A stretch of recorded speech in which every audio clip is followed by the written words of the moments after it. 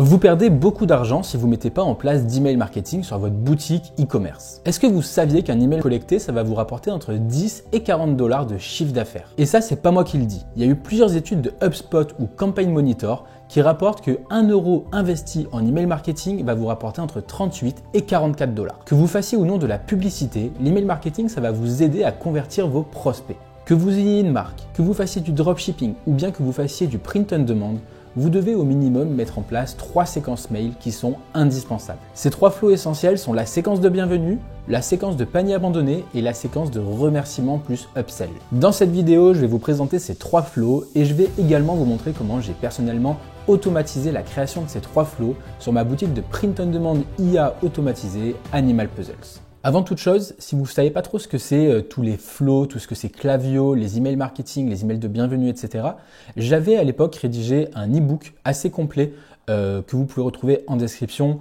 où je vous présente les 3 flows, où je vous montre les mails que j'utilisais à l'époque, l'objectif de chaque flow, etc. Je voulais juste voir avec vous les petites bases quand même avant de passer directement au flow dans Klaviyo sur ce que c'est le top of funnel, le middle of funnel et le bottom of funnel. En fait, il y a plusieurs aspects à connaître. Il y a 3 phases clés du funnel avec le top of funnel qui est là pour établir la connexion. En fait, c'est quand la personne va vous découvrir suite à une ads ou bien directement en tombant sur votre site avec du SEO. Et là, on va établir un premier contact. Ensuite, on va passer sur le middle of funnel qui est là pour renforcer la confiance. Et c'est là qu'intervient notamment la première séquence mail de bienvenue où on va essayer de convertir le prospect en lui donnant beaucoup de valeur, en l'éduquant sur nos produits et on va montrer notre valeur. Et enfin, on a le bottom of funnel. Donc là, le prospect nous connaît déjà et on va être là pour stimuler l'achat. Donc c'est ce que je vous ai marqué ici avec un public cible qui est les abonnés qui sont intéressés, prêts à effectuer un achat, voire qui ont déjà effectué un achat chez vous. Et c'est notamment l'audience qu'on va viser avec le Customer Thank You. Donc si vous êtes intéressé par cet e-book assez complet où je vous montre tout sur les flows, n'hésitez pas à aller directement dans la description. Ensuite, comment ça marche du coup au niveau des flows? Donc du coup, je suis parti dans Klaviyo sur la boutique de Raichu. Donc on va voir un peu à quoi ça ressemble les flows et en fait c'est ce qu'on va essayer de reproduire directement sur ma boutique Animal Puzzles. Donc là, comme vous pouvez voir, c'est assez complexe. La première fois que je suis allé dedans, quand j'avais fait ces flows à l'époque, c'est assez compliqué à maîtriser. Donc là, on voit quand la personne est ajoutée à la liste newsletter, qu'elle appartient à la France ou à la Belgique, etc. Elle va recevoir un premier mail, attendre 2 jours, puis on met une condition, etc., etc. Voilà, c'est à ça que ressemblent les flows. Et quand on regarde, en fait, à chaque fois, on a des mails qui sont directement brandés. Moi, l'objectif, c'est pas d'envoyer des mails pour envoyer des mails comme on pourrait faire sur un vulgaire site de dropshipping. Non, on va vraiment faire une image de marque et c'est encore plus important, je pense, en print on demand IA automatisé où l'objectif, ça va être de créer un vrai branding autour de notre projet parce qu'on a quand même des produits uniques, donc il faut en profiter. Si vous n'avez pas suivi, c'est la boutique Animal Puzzles dont je vous parle dans cette vidéo. C'est sur cette boutique qu'on va mettre en place l'automatisation de l'email marketing. Donc j'ai fait une vidéo entière où je vous présente directement toutes les automatisations, où je présente le site en détail, les fiches produits, etc. Donc vous pouvez retrouver ça directement, ça apparaît à l'écran. Je mettrai également le lien dans la description si vous voulez voir après la vidéo. On se retrouve du coup sur Make. Donc sur Make, comme vous pouvez voir, j'ai créé beaucoup d'étapes. L'objectif, en fait, ça va être d'automatiser tout ce processus de création. C'est-à-dire qu'on veut créer les mails automatiquement, on veut créer le flow directement, ne pas avoir à s'embêter à faire des modules nous-mêmes, etc. Et on veut juste travailler avec un tableau Excel pour gagner beaucoup de temps et pour que ce soit beaucoup plus simple, beaucoup plus clair. Parce qu'en fait, si on part directement, par exemple, dans les mails, dans les templates, en fait, vous allez voir que ça reste assez compliqué. Il y a des blocs qui apparaissent ici, on a des templates, etc. Il faut tout modifier à la main et c'est quand même bien complexe. Donc, on n'a pas envie de se prendre la tête avec ça et on veut aller beaucoup plus vite. Donc, première étape, ça va être de créer la trame de tous nos mails. Il va y avoir malheureusement une partie qui va être manuelle. C'est-à-dire qu'en fait, sur Klaviyo, on peut créer directement. Donc, on va passer sur Klaviyo avec Animal Puzzles. Dans Klaviyo, on peut créer ce qu'on appelle des universal content, mais ça va être très compliqué en fait avec du code HTML de créer directement un template. Parce qu'en fait, on va envoyer ce qu'on appelle du JSON et le HTML va être trop compact, trop compliqué à envoyer en entier. Donc, on va devoir créer en fait des modules et on va les emboîter après manuellement. Donc là, comme vous pouvez voir, j'ai juste la trame qui a été créée, la trame de mon template, et on va générer la première étape qui est la création de la trame de tous les mails. Qu'est-ce que c'est que ça? Comme vous pouvez voir, j'ai tout un gros document Excel.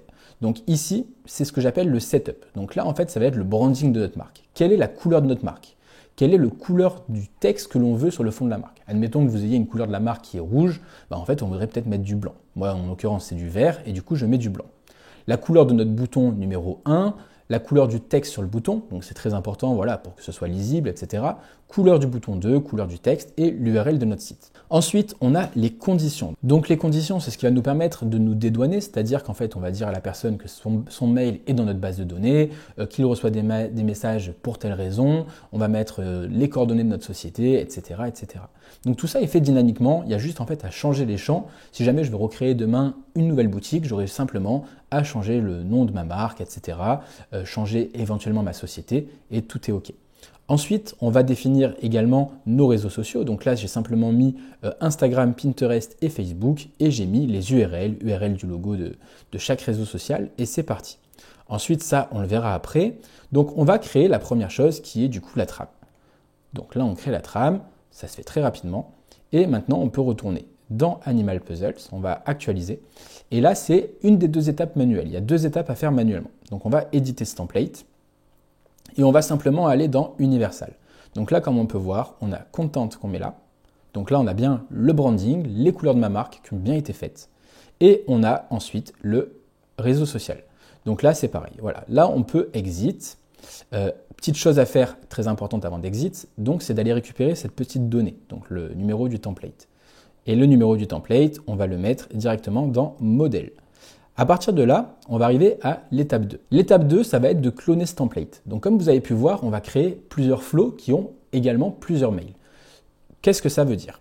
Ça veut dire qu'en fait, on va devoir créer beaucoup de templates avec tous ces mails. Tous ces mails, je vais vous montrer après comment on les crée, mais d'abord, on va créer des templates pour être sûr qu'après, on va créer la structure du mail au bon endroit. On va créer 5 mails pour les Welcome Series, 3 mails pour le panier abandonné et pour le Customer Thank You, on va en créer 4. Donc, on a simplement, une fois qu'on a rempli le numéro du template, comme je vous ai montré ici, à retourner là, vous allez voir, ça va se mettre tout seul, à cloner le template. Donc, on lance cette nouvelle automatisation qui va cloner le template. Donc, on va se retrouver du coup avec le template plusieurs fois et ça va se remplir ici jusqu'à qu'on ait bien nos 12 mails. Une fois qu'on aura les 12 mails, on va pouvoir passer à l'étape d'après parce que du coup, tous nos templates vont apparaître ici avec le bon nom. Donc là, on sait bien où on en est. Welcome Series Mail 2, Mail 3, Mail 4, Mail 5, Panier abandonné Mail 1, Mail 2, etc. Donc on va bien avoir tous nos mails et ensuite on va pouvoir remplir ces mails. On va pouvoir construire nos emails marketing. Donc, on va se retrouver ici.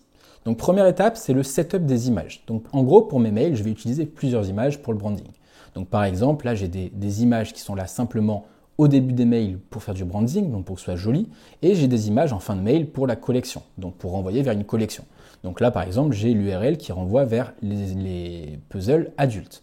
Là, j'ai les mails qui renvoient vers les puzzles 1000 pièces, là, vers les puzzles enfants, là, vers les puzzles adultes, et là, il y a marqué accueil par défaut, accueil par défaut. Les mails de début, je fais toujours renvoyer vers la page d'accueil de mon site.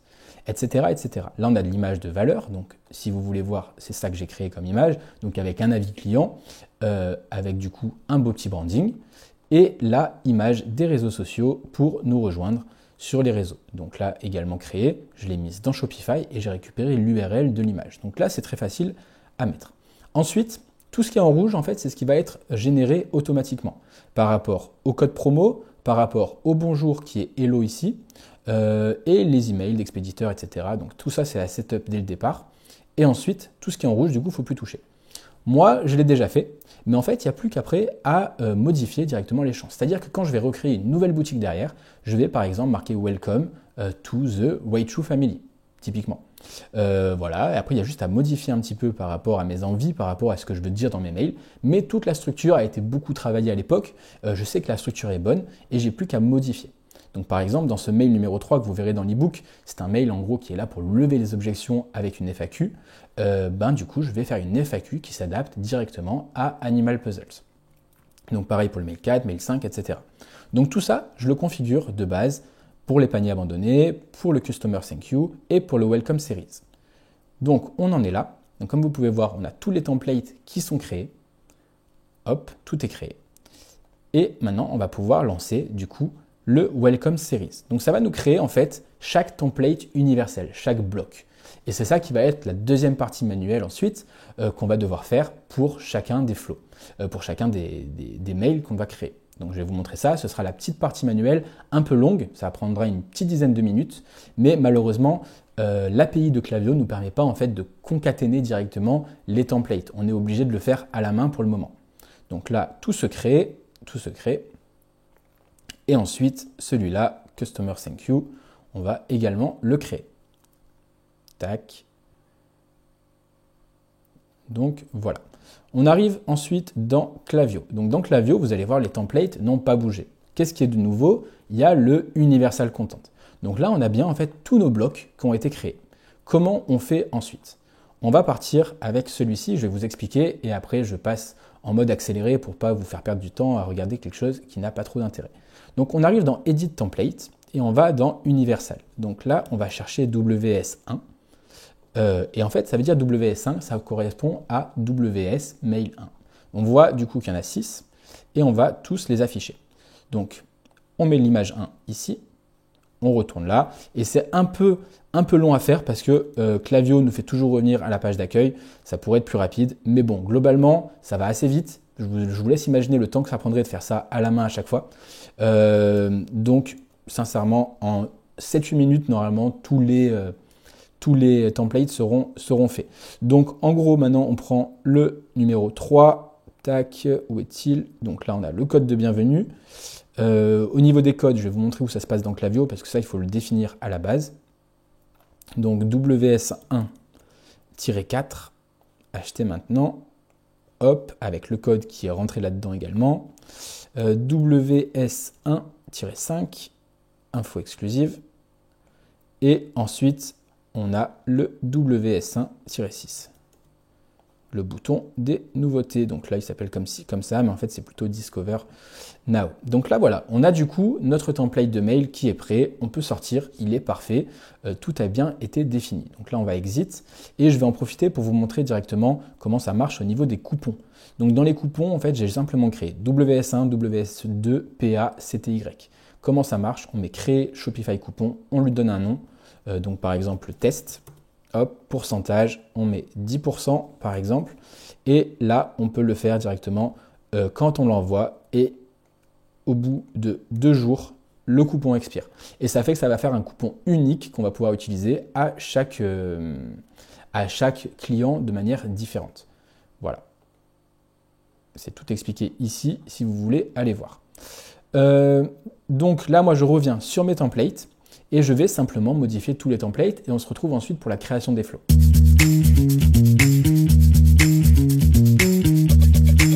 Donc voilà, tous les templates sont créés, ça m'a pris un peu moins de 10 minutes.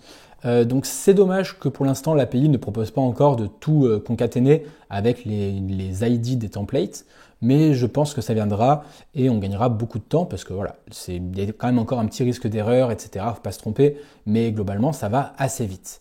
Une fois qu'on a fait ça, on a tous nos templates. Donc si vous avez bien suivi, la prochaine étape, ça va être de créer directement les flows.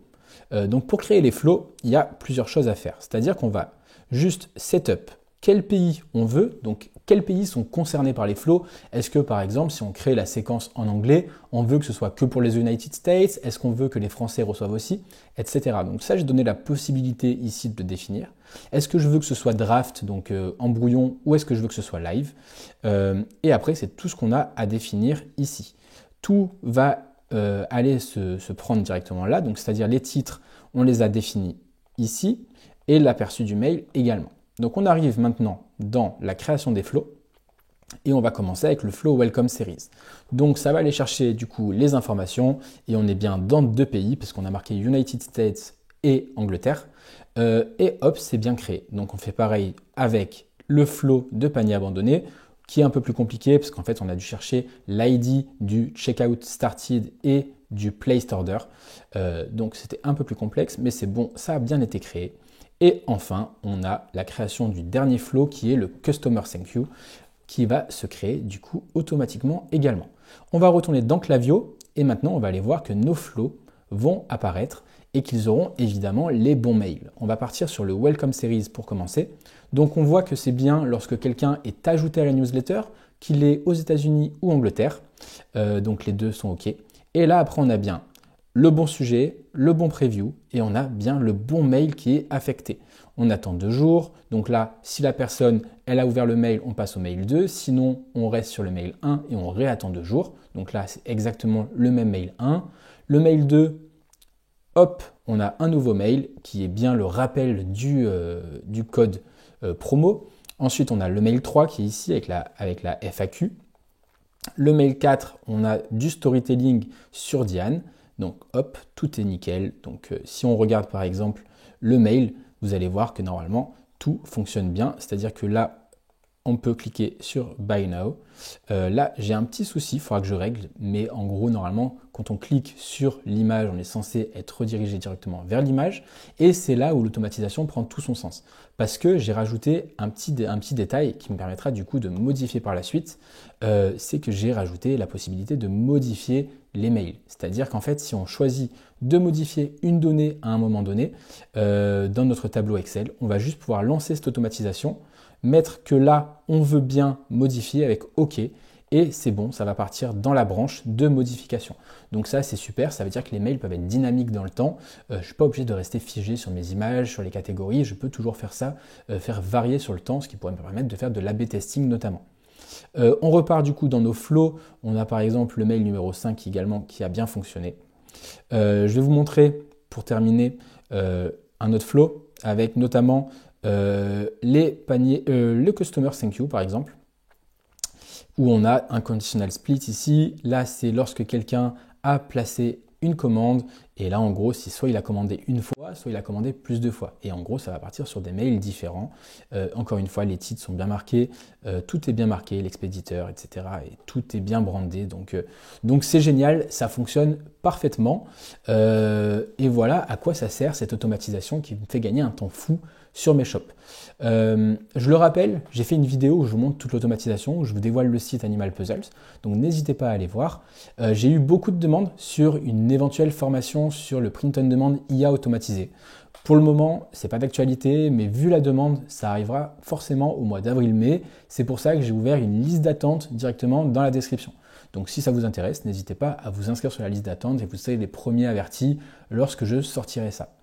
J'ai encore beaucoup de choses aujourd'hui à mettre en place sur l'automatisation des mails parce que en fait dans Klaviyo je peux aller beaucoup plus loin. On va pouvoir utiliser les segments par exemple pour relancer les personnes qui n'auraient pas ouvert les mails depuis longtemps, pour les supprimer de notre base mail, pour avoir une meilleure délivrabilité par exemple. On va également essayer de faire des mails automatisés par rapport à des dates de l'année pour envoyer des promotions, créer une newsletter par rapport à nos articles de blog et par rapport à des flux RSS de notre thématique. Donc pour vraiment créer quelque chose, d'une relation sur le long terme, ce qui est très très important en email marketing. Donc encore beaucoup de travail.